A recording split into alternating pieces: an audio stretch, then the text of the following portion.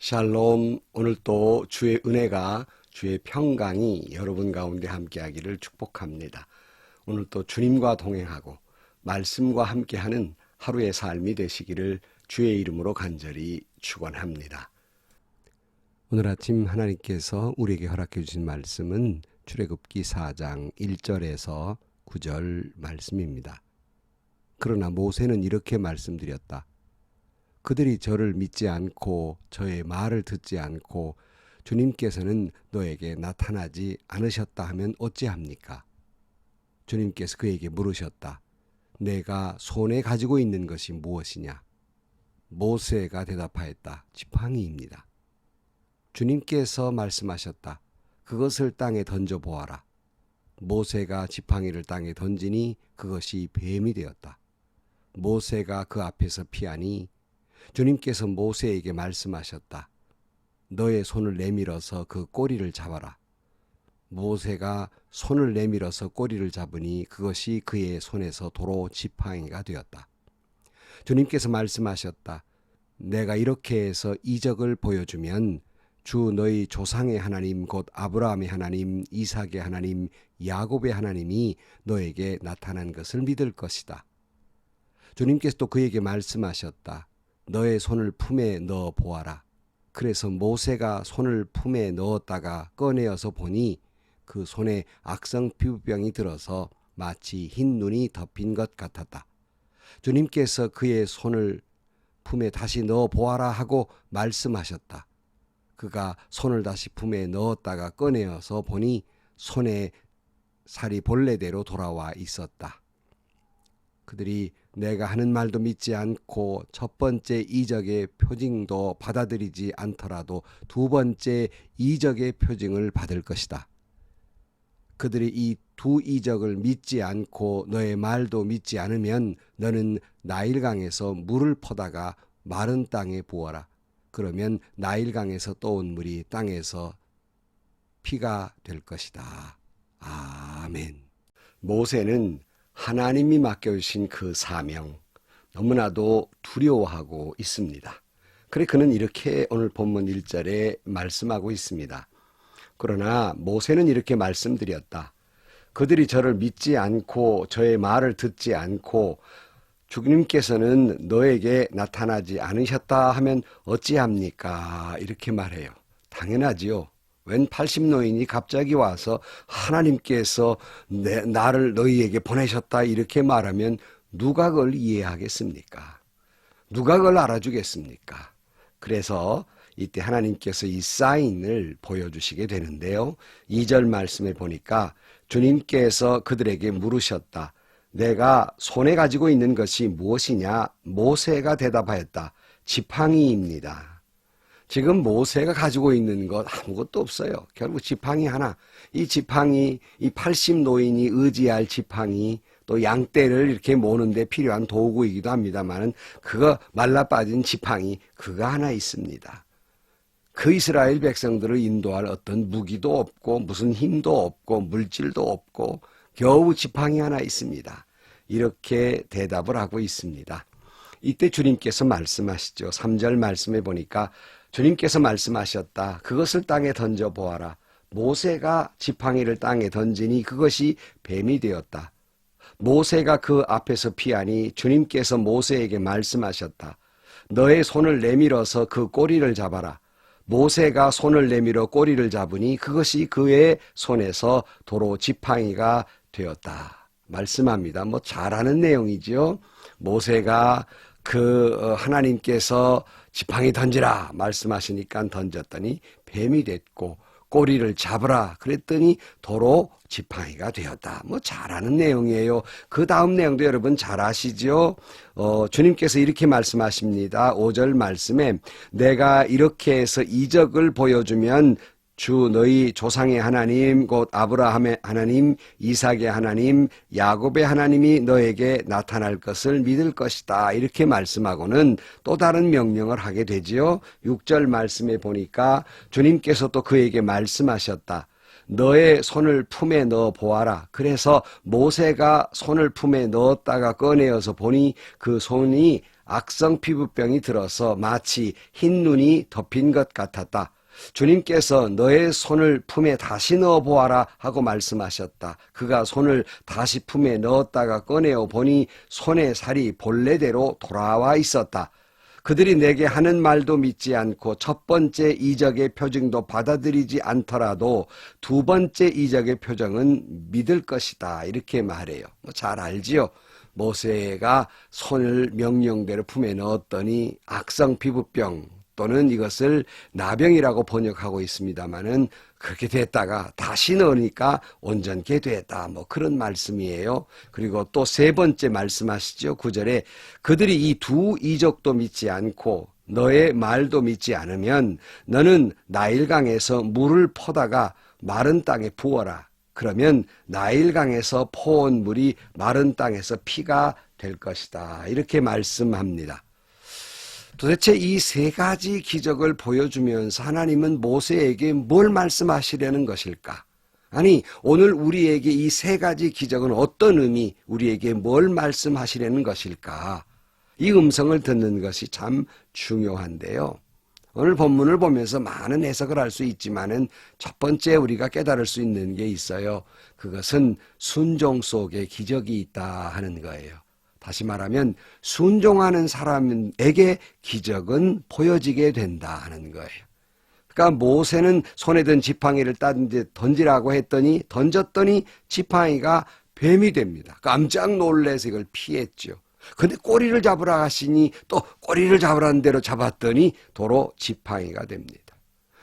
손의 사건도 마찬가지예요. 품에 넣으라 하는 것이나 또는 나일강을 땅에 부으면 피가 될 것이라는 말씀이나 이 모든 것은 결국 순종하면 기적을 체험하게 된다는 것이에요. 여러분, 성경의 모든 기적의 이야기를 한번 가만히 들여다보세요. 또 예수님이 이 땅에 계실 때에 기적을 행했던 모든 이야기들을 가만히 보세요. 거기에는 반드시 필수적인 요소로 들어있는 게 있습니다. 바로 그것은 순종입니다. 그러므로 여러분, 한결같은 순종이 있기에 기적을 체험하게 되는 것이에요. 여러분, 우리도 주님 말씀하시니 무슨 말씀이든지 순종을 함으로 말미암아서 매일같이 순간마다 기적을 체험하고 살아갈 수 있기를 주의 이름으로 축원합니다. 그런데 여기 또 하나 메시지가 있어요. 하나님이 이와 같은 일을 하면서 모세에게 뭘 말씀하시려는 것일까? 그 두 번째는요, 어떤 하나님인지 이 기적의 과정을 통해서 모세는 알아가게 된다. 그런 말씀이에요. 다시 말씀드리지만 모세는 하나님을 잘 알지 못했습니다. 그래서 당신의 이름이 무엇입니까? 라고 물을 정도로 전혀 하나님이 누구신지 몰랐습니다. 하지만 이런 순종의 과정을 통해서 하나님께서 모세를 하나님을 알게 하는 그 믿음을 조금씩 성숙히 만드는 그런 과정을 볼 수 있습니다.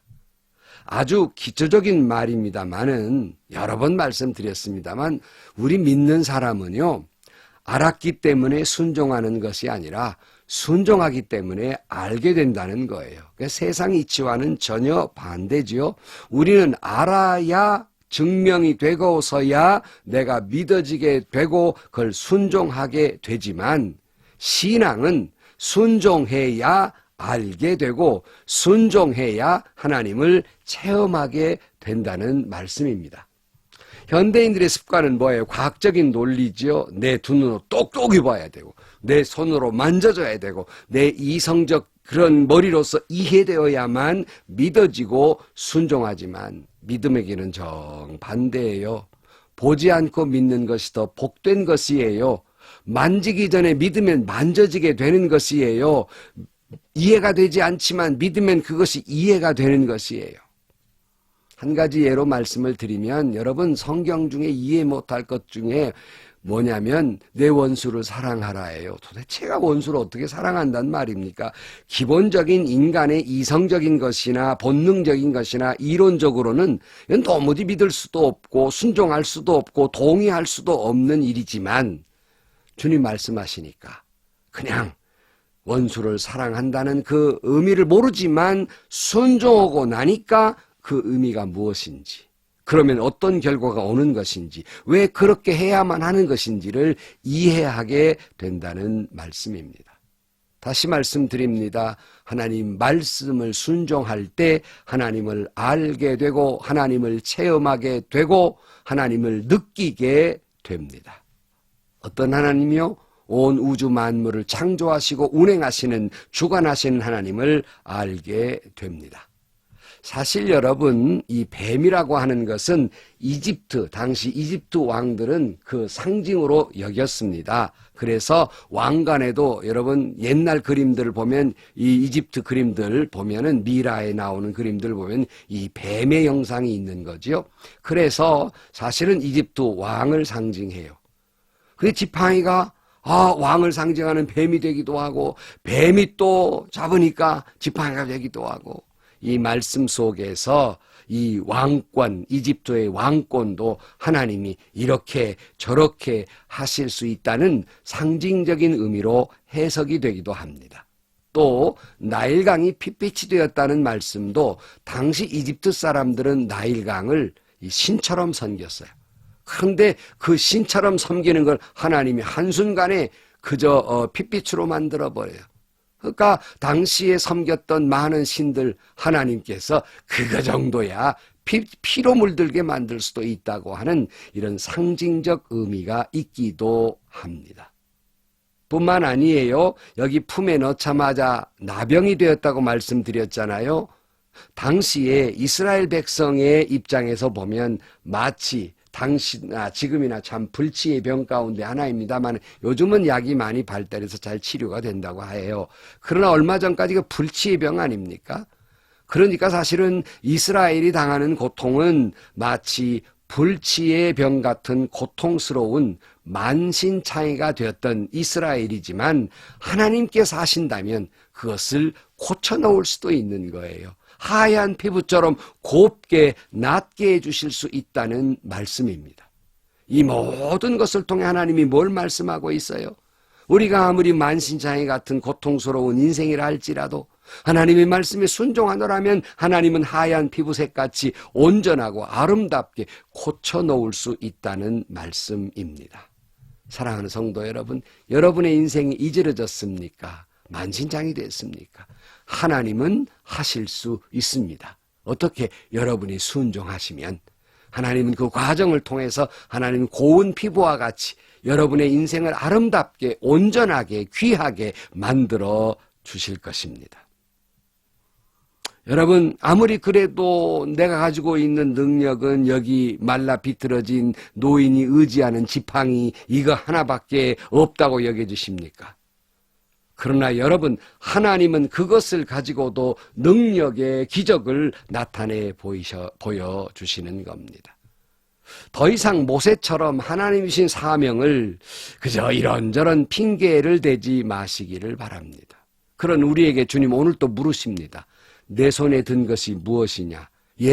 저 지팡이 뿐입니다. 어떤 분은 지팡이는커녕 먹고 죽으려고 그래도 아무것도 없는 빈손입니다. 이렇게 말한다 할지라도, 마른 막대기 같은 지팡이 같은 인생이라 할지라도, 지렁이 같은 인생이라 할지라도, 빈손뿐인 인생이라 할지라도 하나님 말씀에 순종하면 하나님은 기적을 보여주실 것이고 온전케 해 주실 것입니다. 이스라엘을 출애굽시키는 것은 모세가 하는 것이 아니에요. 모세는 도구일 뿐 모든 것은 하나님이 하신다는 말씀입니다. 어떻게? 이렇게 기적을 행하는 능력으로 말씀입니다. 내 인생도 마찬가지입니다. 내 인생을 내가 사는 것 같지만 내가 사는 것이 아니라 하나님의 말씀에 순종하면 하나님이 도와주실 것입니다. 하나님이 함께 하실 것입니다. 하나님이 역사해 주실 것입니다. 그래서 고난의 강을 무사히 건너고 출애굽하는 것처럼 축복받은 인생, 의미 있는 인생, 영원한 생명으로 하나님은 인도해 주실 것입니다. 오늘 우리는 이 세 가지 기적의 이야기를 통해서 온 천지 만물을 주관하신 하나님, 빈손 같은 인생이지만, 마른 지팡이 같은 인생이지만 주님 도와주시면 하실 수 있다는 믿음을 가지고 순종하고 그와 같은 기적을 매일같이 체험하고 살아가는 저와 여러분들이 되시기를 주의 이름으로 간절히 축원합니다. 기도하시겠습니다. 하나님 아버지, 내 손에 든 것이 무엇이냐? 지팡이뿐입니다. 빈손뿐입니다. 이지러진 인생뿐입니다. 하지만 주님은 하실 수 있는 줄로 믿습니다. 우리를 온전케 해주시는 하나님, 우리를 어루만져 주셔서 아름답고 온전한 인생이 되게 하여 주시고 말씀의 순종함으로 말미암아 매일같이 매 순간 하나님이 주신 기적을 체험하며 살아가는 저희들이 되게 하여 주옵소서. 예수님의 이름으로 기도하옵나이다. 아멘. 여러분, 모든 기적은 순종을 통해서 이루어졌습니다. 정말 기적 같은 그러한 은혜를 받고 살기를 원하십니까? 순종하십시오. 그러면 하나님의 기적을 체험할 수 있고 주님을 진정으로 만나게 될 것입니다. 그리고 온전한 인생이 될 것입니다. 여러분, 그렇게 되기를 주의 이름으로 축원합니다. 오늘도 행복하시고요. 좋은 일이 가득한 하루가 되시기를 주의 이름으로 간절히 축복합니다.